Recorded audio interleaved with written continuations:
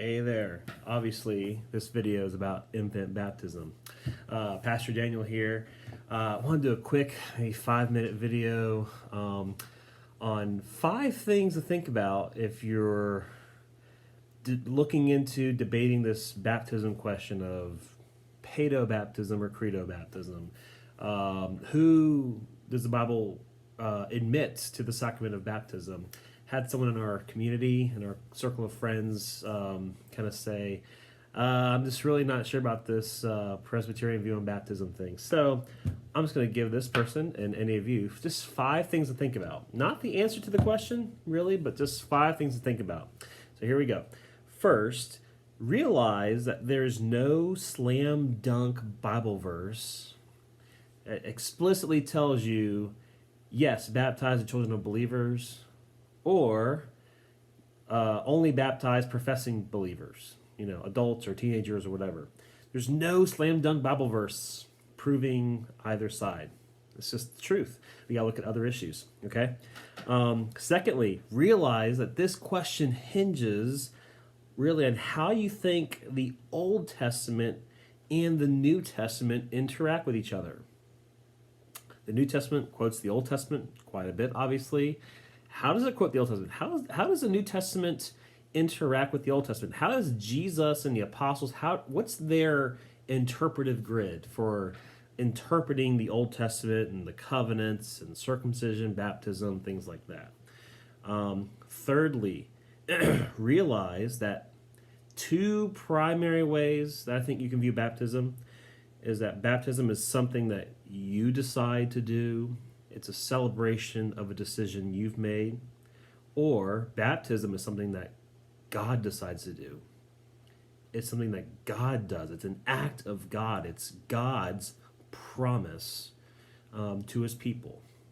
So which one is it? Is it mainly about you, or is it mainly about God? Now, obviously, it should be about both God and us. We're the recipients, and God is baptizing us. But what is baptism primarily about? Kind of like when you read the Bible. Is the Bible basically about me, or is the Bible basically about the person and work of Jesus, who's the hero of the story?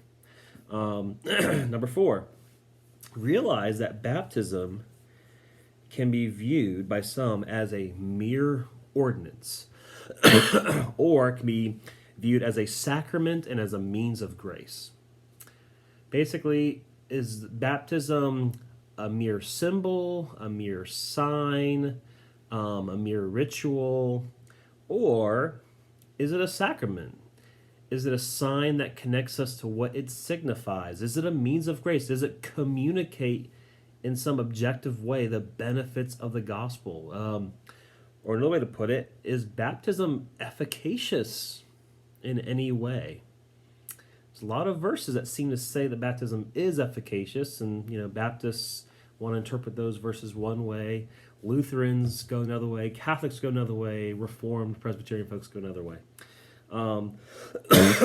Finally, realize that there are implications for how you raise your how you raise your child in relation to the church, depending on your view of baptism. So, if the children of Christian believers they're not covenant children, if they're basically no different than the children of unbelieving or pagan parents, then is it proper to have your children pray to Jesus, even though they're not Christians? Is it proper for them to worship or do church and Christian kind of things? Or do we, which I think we kind of should we have a sort of third category here, a language, a Christian language by which we describe our covenant children?